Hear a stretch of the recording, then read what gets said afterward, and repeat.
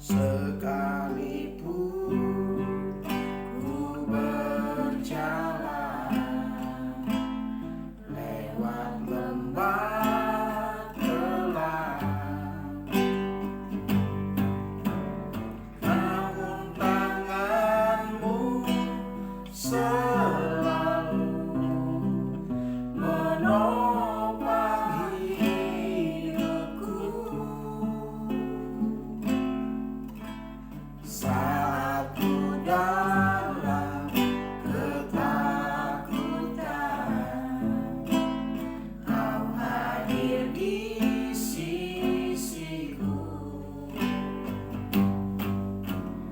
Kau berkata, jangan takut, Kau beriku kemenangan. Kaulah Tuhan yang berjanji, tak sekalipun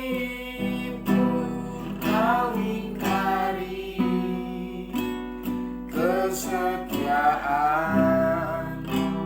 Sungguh terbukti di sepanjang hidupku, untuk selamanya ku kan setia melayani, mengasihimu. Tiada Tuhan sepertimu, Yesus, Kau Allahku yang setia. Kaulah Tuhan, Kaulah Tuhan yang berjanji, tak sekalipun Kau ingkari kesetiaan. Sungguh terbukti di sepanjang hidupku, untuk selamanya ku kan setia melayani, mengasihimu. Tiada Tuhan sepertimu, Yesus, Kau Allahku yang setia. Tiada Tuhan sepertimu, Yesus, Kau Allahku yang setia. Tiada Tuhan sepertimu, Yesus, Kau Allahku yang setia.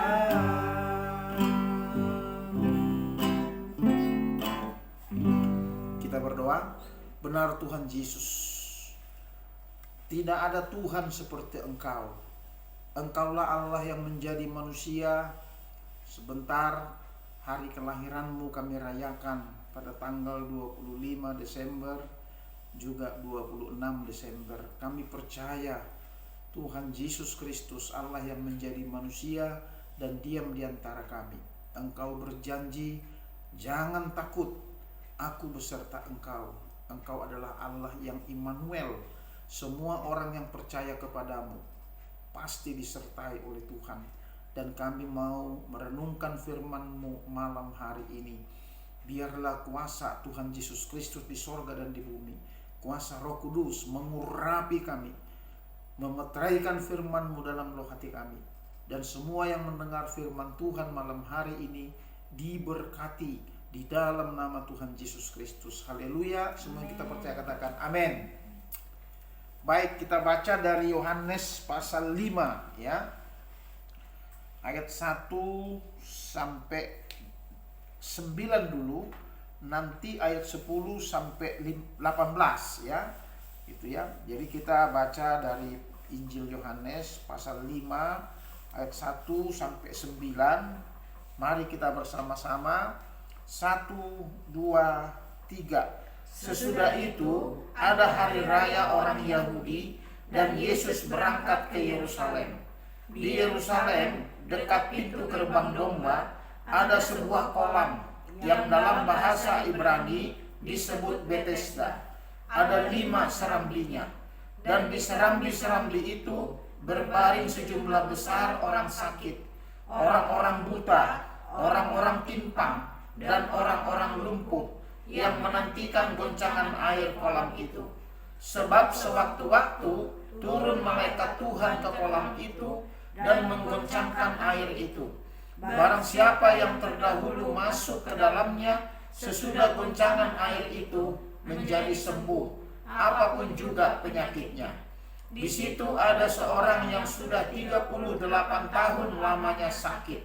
Ketika Yesus melihat orang itu berbaring di situ, dan karena ia tahu bahwa ia telah lama dalam keadaan itu, berkatalah ia kepadanya, "Maukah engkau sembuh?" Jawab orang sakit itu kepadanya, "Tuhan, tidak ada orang yang menurunkan aku ke dalam kolam itu apabila airnya mulai goncang. Dan sementara aku menuju ke kolam itu, orang lain sudah turun mendahului aku." Kata Yesus kepadanya, "Bangunlah, angkatlah tilammu dan berjalanlah." Dan pada saat itu juga sembuhlah orang itu, lalu ia mengangkat tilamnya dan berjalan. Tetapi hari itu hari Sabat. Kita lanjut ayat 10 sampai dengan 18. 1, 2, 3. Karena itu orang-orang Yahudi berkata kepada orang yang baru sembuh itu, "Hari ini hari Sabat dan tidak boleh engkau memikul tilammu." Akan tetapi ia menjawab mereka, "Orang yang telah menyembuhkan aku, dia yang mengatakan kepadaku, 'Angkatlah tilammu dan berjalanlah.'" Mereka bertanya kepadanya, "Siapakah orang itu yang berkata kepadamu, 'Angkatlah tilammu dan berjalanlah'?" Tetapi orang yang baru sembuh itu tidak tahu siapa orang itu, sebab Yesus telah menghilang ke tengah-tengah orang banyak di tempat itu. Kemudian Yesus bertemu dengan dia dalam bait Allah, lalu berkata kepadanya, "Engkau telah sembuh, jangan berbuat dosa lagi, supaya padamu jangan terjadi yang lebih buruk." Orang itu keluar lalu menceritakan kepada orang-orang Yahudi bahwa Yesuslah yang telah menyembuhkan dia. Dan karena itu orang-orang Yahudi berusaha menganiaya Yesus, karena ia melakukan hal-hal itu pada hari Sabat. Tetapi ia berkata kepada mereka, "Bapakku bekerja sampai sekarang, maka aku pun bekerja juga." Sebab itu orang-orang Yahudi lebih berusaha lagi untuk membunuhnya, bukan saja karena ia meniadakan hari Sabat, tetapi juga karena ia mengatakan bahwa Allah adalah Bapanya sendiri, dan dengan demikian menyamakan dirinya dengan Allah. Amin. Berbahagialah kita yang membaca firman Tuhan, merenungkan dan melakukannya. Ini menarik ya. Di sini kita mau belajar tentang firman Tuhan ya. Siapa sebenarnya Tuhan Yesus? Apa kehendak isi hati Tuhan terhadap semua umat manusia? Sebentar lagi kita akan merayakan Natal. Tujuan Allah, firman Allah menjadi manusia lewat rahim Maria ya. Itu apa? Itu tujuannya supaya Allah menyatakan dirinya kepada manusia, supaya ada hubungan yang baik antara manusia dengan Allah. Karena hubungan itu sesungguhnya telah terputus ketika Adam dan Hawa ya, ketika Adam dan Hawa melanggar perintah Tuhan untuk tidak memakan buah pengetahuan yang baik dan yang jahat itu ya. Karena godaan iblis, si ular tua itu, ya, yang berbicara kepada Hawa. Tidak, kalau kau makan buah itu, maka engkau akan mengerti apa yang baik dan yang jahat. Kamu akan seperti Allah. Jadi keinginan iblis mencobai manusia itu dengan janji bahwa kalau manusia itu makan buah pengetahuan yang baik dan yang jahat, melanggar perintah Allah, mereka akan sama dengan Allah. Nah, lalu Hawa tertarik di situ, ya, tertarik dia. Inilah kesombongan. Jadi manusia jatuh dalam dosa itu karena kesombongan, ingin menyamai Allah. Demikian juga iblis. Iblis itu kan tadinya dia hanya pemimpin malaikat, ya. Ya, Lucifer itu yang memuji-muji Tuhan di surga. Tapi karena dia melihat Allah disembah-sembah oleh para malaikat, ya, lalu dia mulai iri. Dia kepengen sama dengan Allah. Lalu Allah menjatuhkan iblis ini ke bumi, ya. Inilah awal ceritanya. Nah, kita lihat bagaimana ketika Yesus datang ke Yerusalem. Karena ada katanya hari perayaan. Jadi ayat 1 dan 5 ini berbicara tentang kedatangan Tuhan Yesus, ya, ke Yerusalem. Kemana? Ke Yerusalem, ke kota Betsaida, ya, dekat kota pintu gerbang domba, ya, dekat kota pintu gerbang domba. Nah, di situ ada kolam Betsaida, bukan kota, ya, kolam Bethesda, bukan Betsaida, Bethesda, sorry, ya. Nah, Bethesda itu dari bahasa Ibrani. Arti kata Bethesda, jadi yang pertama kita lihat di sini arti kata Bethesda. Bet itu bait, ya, rumah. Hesda itu anugerah atau kemurahan. Jadi di situ Bethesda artinya rumah kemurahan atau rumah anugerah. Nah, Yesus datang ke situ. Nah, orang semua kepengen masuk ke dalam rumah anugerah, rumah kemurahan. Siapakah rumah anugerah itu? Siapakah rumah kemurahan? Yang sesungguhnya rumah kemurahan adalah Tuhan Yesus. Dialah bait Allah. Dialah Allah yang menyatakan dirinya kepada manusia, ya, yang datang menjadi manusia. Ini menarik, ya. Nah, persoalannya di situ, Yesus melihat ada seorang lumpuh berbaring di situ. Di situ di Bethesda itu ada 5 serambi, ya. Ada orang lumpuh di situ. Serambi itu ya bilik-bilik, kamar-kamar begitu. Nah, banyak orang-orang di situ, ada orang-orang buta, orang-orang timpang, apalagi tuh, orang-orang lumpuh, ya. Banyak orang di situ, orang-orang sakit. Nah, di antaranya ada orang lumpuh yang sudah lumpuh selama 38 tahun. Ini menarik, ya. Kenapa? Karena Yesus melihat dia. Nah, pertama Yesus melihat orang lumpuh. Dan ia tahu, karena apa? Yesus maha melihat, dia maha tahu. Dia tahu semua. Bahwa orang ini sudah lama terbaring di situ, lumpuh tidak berdaya. Nah, rupanya di kolam itu ada tradisi. Kalau air kolam itu goncang, karena ada malaikat Tuhan yang turun, siapa yang duluan masuk ke kolam itu akan itu tradisi di situ, ya. Nah, ya, lalu dia bertanya kepada orang lumpuh itu, ini yang penting. Jadi yang pertama ini ada Tuhan melihat, ya, ada Tuhan maha tahu semua pergumulan, permasalahan orang lumpuh ini. Juga dia melihat semua umat manusia. Kenapa? Karena Yesus adalah Tuhan.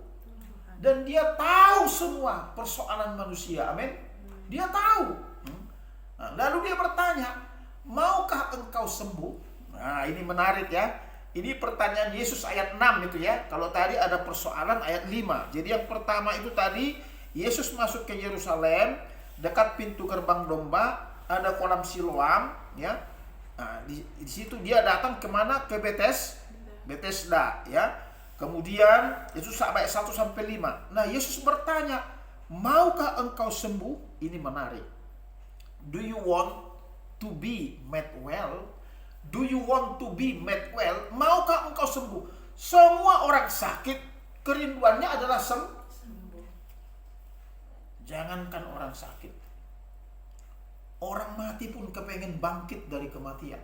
Itu sebabnya ketika ada kematian, saudara-saudaraku yang kekasih dalam Tuhan Yesus, selalu ada tangisan. Amin. Ada kerinduan orang yang berduka ini, kok bisa mati? Ya. Kenapa mati? Kenapa harus mati? Ini pertanyaan. Tetapi kita akan belajar dari firman Tuhan ini, ya. Itu pertanyaan Yesus kepada semua manusia di muka bumi ini, bukan hanya kepada orang lumpuh ini. Maukah engkau sembuh? Do you want to be well? Do you want to be made well? Maukah engkau sembuh? Ini dalam New King James Version dikatakan demikian. Do you want to be made well? Maukah engkau sembuh? Nah itu ya. Itu pertanyaan kepada semua kita, ya.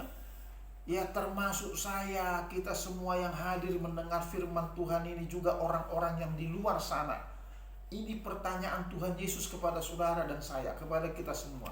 Maukah engkau sembuh? Inilah isi hati Tuhan. Tuhan mau menyembuhkan semua orang sakit, amin. Bahkan membangkitkan orang mati.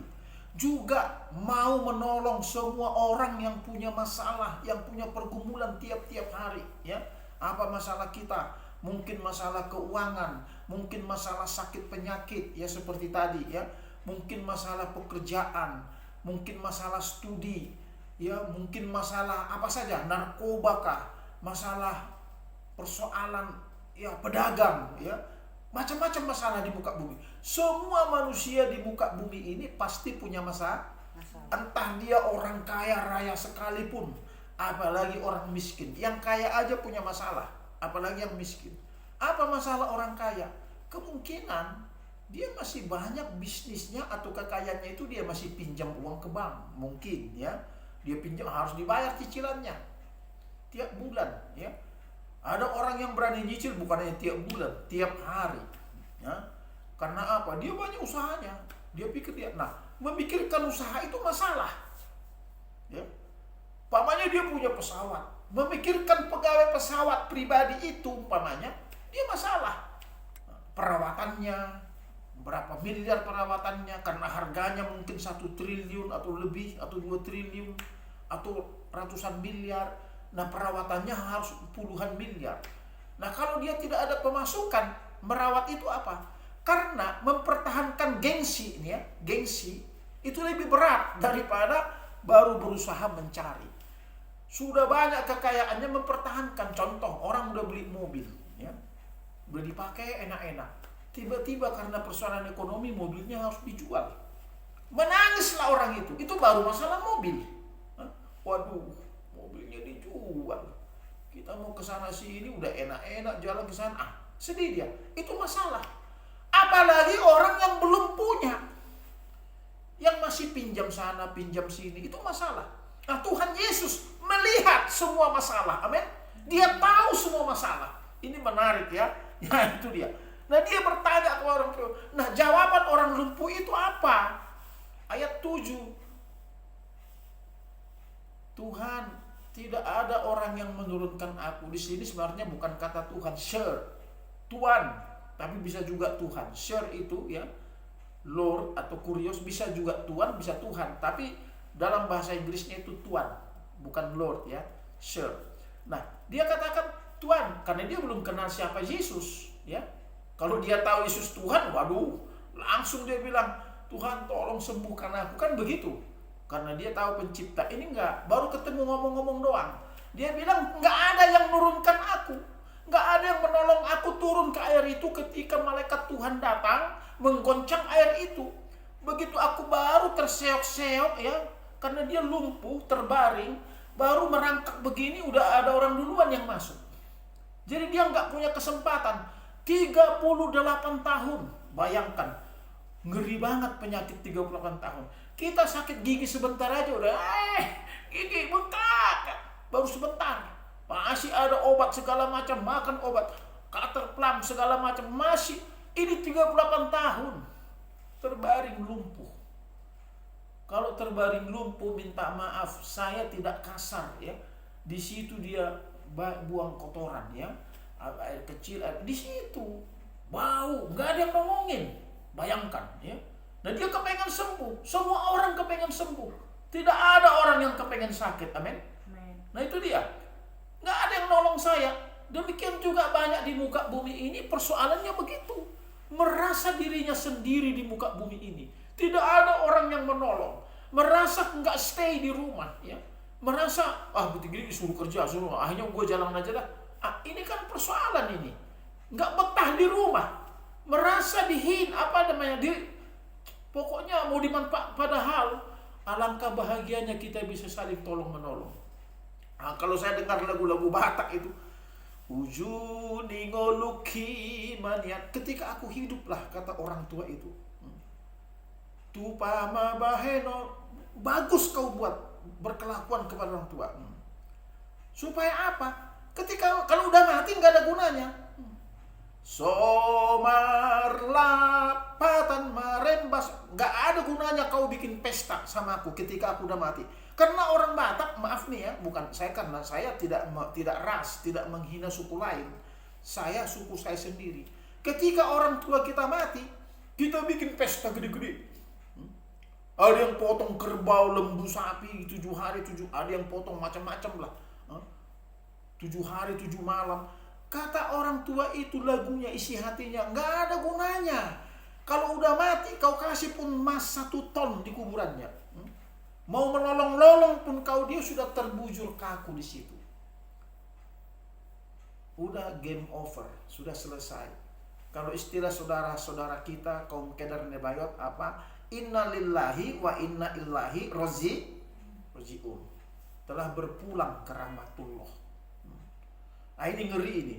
Nah ketika hiduplah kita, sebenarnya alangkah bahagianya kita saling tolong menolong. Amin. Saling berbagi, saling share. Ini menarik ini. Dia bilang gak ada yang tolong. Lalu apa kata Yesus? Ya, ini hebat ini. Dia bilang ayat 8. Kata Yesus kepadanya, bangunlah, angkatlah tilammu dan berjalanlah. Inilah tema kita malam ini. Amin. Tema khotbah kita, bangunlah, angkatlah tilammu dan berjalanlah. Ya, kalau dalam New King James Version dikatakan rise, take up your bed and walk. Ini menarik. Bahasa Yunaninya dikatakan egeire, aponton, kerabaton, so, kai peripatei. Ya, nah kata egeire itu dari kata dasar egeiro, ya, yang artinya bangun dari tidur, ya, dari duduk atau berbaring, dari penyakit, dari kematian, atau secara kiasan dari ketidakjelasan, ya, tidak aktif, udah hancur, udah bankrupt dia, dari reruntuhan, puing-puing. Ini menarik ya. Jadi kata bangun, bangkitlah itu, ini menarik. Dari segala pergumulan, segala masalah, Tuhan mau kita bangun. Amin. Itu dia. Tuhan mau kita bangkit. Karena dia adalah Allah. Jangankan masalah pergumulan kita, yang mati pun bisa hidup, yang tidak ada pun bisa menjadi ada, karena kuasa di sorga dan di bumi. Ini menarik. Itu dia. Jadi tema kita hari ini, rise, take up your bed and walk. Ya, bangunlah, angkatlah tilammu dan berjalanlah. Ini dikatakan di sini 3 kali ya. Ayat 8, ayat 11, ayat 12. Pertama disebut oleh Tuhan Yesus kepada orang lumpuh itu. Kedua, ditanya oleh orang-orang Yahudi. Lalu dikatakan oleh orang lumpuh itu, jawabnya, orang yang telah menyembuhkan aku, dia yang mengatakan kepadaku, angkatlah tilammu dan berjalanlah. Lalu orang Yahudi bertanya, siapakah orang itu yang berkata kepadamu, angkatlah tilammu dan berjalanlah? Nah yang berkata itu dia nggak tahu, karena Yesus sudah pergi masuk ke kerumunan orang ramai. Ya, dia nggak tahu siapa yang ngomong itu, tapi yang nyata dia sudah Nah ada persoalan yang timbul. Kenapa? Peristiwa itu terjadi pada hari Sabat. Hukum Sabat bagi orang Yahudi sangat penting, saudaraku. Ya, apa itu? Tidak boleh melakukan segala sesuatu pekerjaan pada hari Sabat, karena firman Tuhan, ingatlah dan kuduskanlah hari Sabat. Itu dalam the 10 commandment, 10 perintah Tuhan, ya. Salah satunya, ingatlah dan kuduskanlah hari Sabat. Nah, orang Yahudi kekeh, tetap ngotot hari Sabat tidak boleh melakukan kegiatan apa-apa. Hari Sabat itu hari Sabtu, saudara. Tapi menarik ya, kenapa orang Kristen beribadah hari Minggu? Karena kematian Yesus itu hari Jumat, dia bangkit hari ketiga, hari Minggu pagi. Maka hari Minggu itu, hari kebangkitan itu dirayakan sebagai hari kemenangan. Maka kita beribadah. Itu sebabnya kita tidak merayakan hari Sabtu. Memang ada, ya, terutama orang-orang Advent yang merayakan hari Sabat, ya. Enggak masalah, tetap dia juga percaya sama Tuhan jangan dipersoalkan. Ini menarik. Ada masalah, orang Yahudi protes. Mereka mau menganiaya Yesus. Ayat berapa itu? 16. Ya, kenapa? Karena Yesus melakukan hari Sabat. Lalu Yesus berkata, Bapakku sampai hari ini bekerja, ya. Dia bilang ayat 17. Ini menarik ya. Dia bilang ini, Bapakku bekerja sampai sekarang, maka aku pun bekerja juga. Nah, akibat perkataan ini, orang-orang Yahudi bukan hanya ingin menganiaya, tapi ingin membinasakan atau membunuh Tuhan Yesus. Kenapa? Karena Yesus menyamakan dirinya dengan Allah. Ini persoalan. Coba kita buka tentang hari Sabat. Itu juga dipersoalkan, ya. Itu hari Sabat di dalam Markus 2 ayat 27. Coba baca, satu orang baca. Lalu kata Yesus kepada mereka, hari Sabat diadakan untuk manusia dan bukan manusia untuk hari Sabat. Amin. Ini menarik. Hari Sabat dibuat untuk manusia. Bukan manusia untuk hari Sabat. Ini menarik. Jadi hari Sabat diciptakan itu untuk apa? Untuk manusia, bukan manusia untuk hari Sabat. Lalu baca lagi di dalam Matius 12 ayat 8. Apa kata Yesus tentang hari Sabat? Karena anak manusia adalah Tuhan atas hari Sabat. Ini menarik. Jadi anak manusia itu Tuhan atas hari Sabat. Yesus menyatakan dirinya anak manusia dan anak Allah, dan dia adalah Tuhan atas hari Sabat. Amin. Jadi menarik. Malah dia bilang, kau ingat nggak imam-imam di dalam bait Allah melanggar hari Sabat, ya? Mereka makan roti, ya. Juga ketika Daud dan anak buahnya, ya, makan roti, mereka minta, padahal itu roti yang kudus. Anak manusia adalah Tuhan atas hari Sabat. Ini menarik sekali. Jadi ingat baik-baik. Jadi Yesus tidak melanggar hari Sabat, karena dia menciptakan hari Sabat untuk manusia, bukan manusia untuk hari Sabat. Dan dia menciptakan hari Sabat bukan melanggar kekudusan. Dialah yang bikin peraturan Sabat. Amin. Itu dia. Nah, lalu apa lagi? Kenapa Yesus menyamakan dirinya dengan Allah? Siapakah Yesus sebenarnya? Coba baca Yohanes 5 ayat 21. Sebab sama seperti Bapa membangkitkan orang-orang mati dan menghidupkannya, demikian juga anak menghidupkan barang siapa yang dikehendakinya. Anak menghidupkan barang siapa yang dikehendakinya. Jadi Yesus berhak menghidupkan orang mati. Jangankan cuma orang lumpuh. Amin. Sebab dia adalah Allah yang menjadi manusia. Coba baca Yohanes 1 ayat 1. Baca. Pada mulanya adalah firman, firman itu bersama-sama dengan Allah, dan firman itu adalah Allah. Ayat 14. Firman itu telah menjadi manusia dan diam di antara kita, dan kita telah melihat kemuliaannya, yaitu kemuliaan yang diberikan kepadanya sebagai anak tunggal Bapa, penuh kasih karunia dan kebenaran. Ayat 18. Tidak seorang pun yang pernah melihat Allah, tetapi anak tunggal Allah yang ada di pangkuan Bapa, dialah yang menyatakannya. Jadi Allah mau menyatakan dirinya kepada manusia dengan menjadi manusia. Itu dia, Yesus. Jadi Allah mau menyatakan diri, karena sudah saatnya sekarang. Keselamatan yang daripada Allah itu sudah tiba bagi semua orang yang percaya kepada anaknya, kepada Tuhan Yesus. Amin. Yang tidak percaya dihukum, yang percaya diselamatkan. Ada banyak firman Tuhan tentang itu. Siapa yang percaya, dan dia berkata dirinya berhak membangkitkan orang mati, menghidupkan orang mati. Itulah persoalannya. Jadi orang-orang Yahudi protes. Karena apa? Karena Yesus menyamakan dirinya dengan Allah. Lah memang dia Allah yang menjadi manusia. Sebentar kita rayakan nanti Natal. Jadi di sini kita belajar firman Tuhan ini. Pertama, Yesus melihat semua manusia. Dan dia tahu semua persoalan manusia. Sebab Yesus maha tahu. Yang kedua, Yesus maha kuasa. Begitu dia bilang, maukah engkau sehat? Sembuh? Orang bilang, orang beralasan. Yesus mau berbicara kepada kita, maukah kau saya tolong? Karena manusia bilang, gak ada yang nolong saya. Saya baru mau masuk ke kolam itu, kata orang lumpuh itu ya. Udah orang duluan. Demikian juga persoalan kita. Kita mau kerja, kita mau apa, udah ada orang duluan. Melamar pekerjaan juga begitu ya. Sekarang orang banyak jadi pegawai negeri sipil berlomba-lomba. Saya lihat di Cililitan itu, di BAKN itu, pakai baju putih masih muda-muda. Orang berlomba. Kita baru mau isi formulir, udah orang duluan masuk. Dia udah ngantri duluan. Karena untuk bekerja itu orang harus tepat.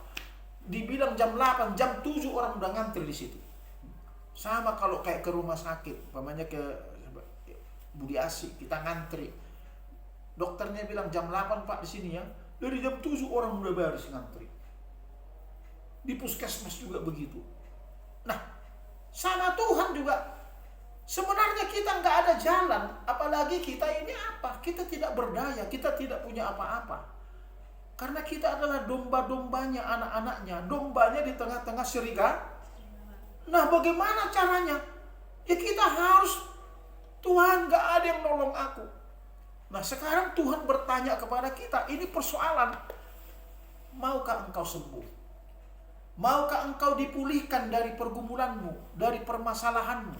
Ini pertanyaannya.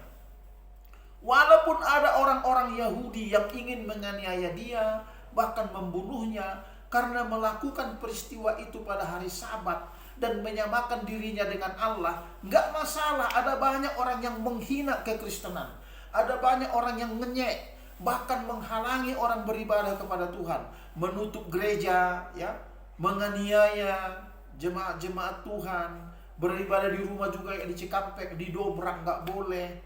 Tapi ingat baik-baik, Yesus adalah Tuhan atas hari Sabat. Dia maha tahu, dia maha melihat, apapun persoalan kita dia lihat. Amin. Jangan takut. Hari ini, ya, malam ini, siapa yang mendengar firman Tuhan, suara Tuhan ini, datanglah kepada Tuhan Yesus. Dia melihat engkau, karena dia maha hadir, omnipresence. Dia maha tahu, omniscience. Dia maha kuat, maha besar, omnipotence. Ya, dia berkuasa, dia maha kuasa, the Almighty, Ho Pantokrator. Dia maha kuasa. Dia tahu semua pergumulan kita. Kenapa kita mengeraskan hati kita untuk tidak datang kepada Tuhan Yesus Kristus yang kita sembah? Amin. Jangan keraskan hatimu. Perlu praktek. Seperti orang lumpuh ini, 38 tahun saudaraku. Dia lumpuh terbaring, tidak bisa. Begitu air goncang, ini ada mujizat. Ini contohnya begini. Kita mau berlomba, di sana ada emas. Puluhan kilo diturunkan sama Tuhan. Malaikat Tuhan. Karena kita lumpuh, kita baru begini, udah ada orang lari duluan ngambil. Amin. Kita nggak kebagian. Nah, Tuhan bilang, maukah kau punya emas? Saya kasih emas. Karena Yesus adalah yang punya emas, yang punya perak. Dialah pencipta seluruh alam semesta. Dia punya langit, bumi, laut, dan segala isinya. Dia yang punya uang. Amin. Tidak ada yang mustahil bagi Tuhan. Jadi hari ini kita belajar firman Tuhan. Yang pertama kita lihat sikap Yesus ketika datang ke Yerusalem. Ya. Datang ke dekat pintu gerbang domba itu. Datang ke kolam namanya Bethesda itu. Ya. Apa yang dia lihat di situ? Ada orang lumpuh yang tidak berdaya sama sekali. Sekarang juga Yesus sedang datang dan melihat kita. Dia berfirman, di mana 2-3 orang berkumpul dalam namaku, di situ aku ada. Amin. Di situ dia hadir. Sekarang dia lihat apa pergumulan saya, apa pergumulan Ibu Priscilla Marheni, apa pergumulan Esther Tara Angelia, apa pergumulan Maria Magdalena, apa pergumulan Karis Emmanuel Sihotang, apa pergumulan hardi atau encu, apa pergumulan bintang. Semua manusia punya pergumulan. Bahkan ternak-ternak kita punya pergumulan. Coba kau nggak kasih makan di situ, katakanlah kucing atau apa, atau ayam atau entok, pasti ribut dia. Ribut. Nah, kenapa? Lu nggak kasih gua, kata jatah gua mana katanya. Nah, itu seperti perempuan itu bilang, walaupun bilang,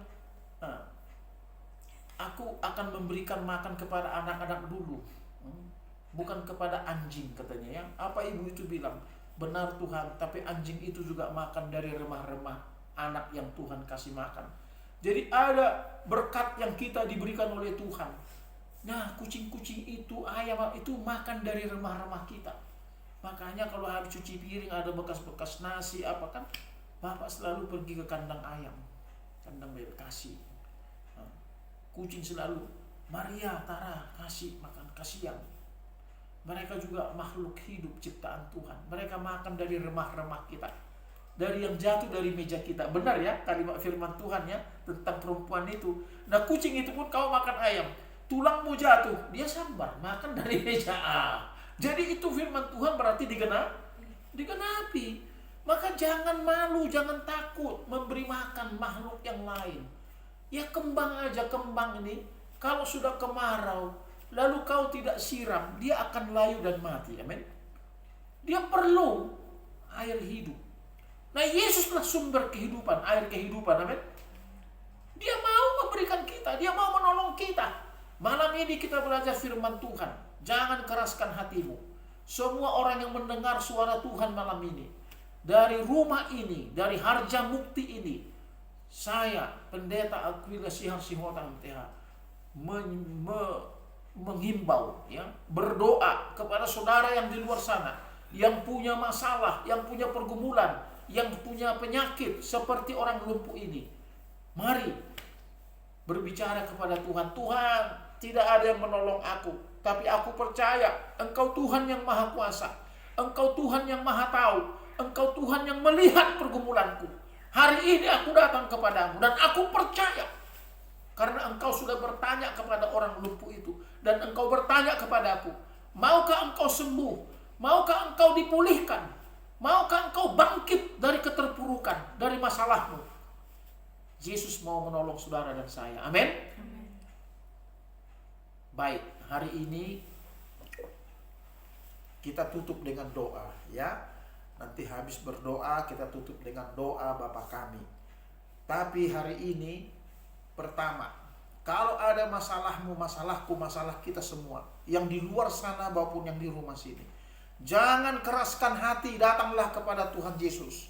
Dia menantikan engkau, dia berseru kepadamu, datanglah kepadaku yang letih lesu dan berbeban berat, aku akan meringankan bebanmu. Matius 11 ayat 28. Kita berdoa. Bapa, terima kasih, hamba terbatas menyampaikan kebenaran firman-Mu, tapi malam ini aku berdoa untuk semua pendengar di luar sana, juga untuk bangsa dan negara kami, khusus pendengar-pendengar dulu yang setia mendengar ya firman Tuhan yang saya sharingkan, bagikan malam ini dari Yohanes pasal 5 ayat 1 sampai dengan 18. Yang pertama Tuhan, supaya semua kami yang mendengar suara Tuhan ini mengerti bahwa Tuhan Yesus saat ini sedang melihat kami. Dan Tuhan Yesus tahu semua masalah-masalah pergumulan kami, entah apapun itu. Dan Tuhan berkuasa ya, bukan hanya menyembuhkan orang sakit, memulihkan segala masalah-masalah kami, juga menghidupkan, karena Dia punya kuasa sama seperti Allah, seperti Bapa, menghidupkan orang-orang mati. Kami tidak boleh lagi terpuruk, kami tidak boleh lagi tidur ya dalam kelemahan, entah tubuh, penyakit, ekonomi, apapun namanya. Kami ingin bangkit, kami ingin bangun, dan kami mau Tuhan Yesuslah penolong kami. Karena Engkau yang berfirman, maukah Engkau sembuh, maukah Engkau pulih, dan kami tidak boleh lagi beralasan, karena Engkau adalah Tuhan, pencipta langit, bumi, laut, dan segala isinya. Aku percaya malam ini Tuhan sudah melawat kami semua, baik yang di rumah ini yang mendengar suara Tuhan maupun di luar sana. Dan hamba berdoa secara khusus untuk negara kami, Republik Indonesia. terutama untuk Bapak Presiden, Wakil Presiden, para menterinya, jajarannya, pemerintah, dari mulai pusat sampai daerah. Tuhan tolong berkati mereka, supaya negeri kami pulih, baik secara ekonomi, juga dari COVID-19 ini dimerdekakan, supaya kami boleh beraktivitas kembali. Juga gereja-gereja Tuhan, hamba-hamba Tuhan yang melayani pada hari ini, baik secara Zoom, virtual ya, baik pun secara langsung. Tuhan tolong berkati ya. Biarlah kuasa Tuhan di sorga di bumi bekerja bagi kami. Kami percaya Tuhan telah memberkati kami, dan kami telah menerima kuasa dari Tuhan Yesus Kristus, menerima kesembuhan, mujizat dari Tuhan Yesus Kristus. Haleluya. Supaya percaya sama-sama katakan Amin. amin. Ayo kita tutup dengan doa Bapa kami. Bapa kami yang di sorga, dikuduskanlah namamu, datanglah kerajaanmu, jadilah kehendak-mu di bumi seperti di sorga. Berikanlah kami pada hari ini makanan kami yang secukupnya, dan ampunilah kami akan kesalahan kami, seperti kami juga mengampuni orang yang bersalah kepada kami. Dan janganlah membawa kami ke dalam pencobaan, tetapi lepaskanlah kami daripada yang jahat. Karena Engkaulah yang mempunyai kerajaan dan kuasa dan kemuliaan sampai selama-lamanya. Amin. Haleluya.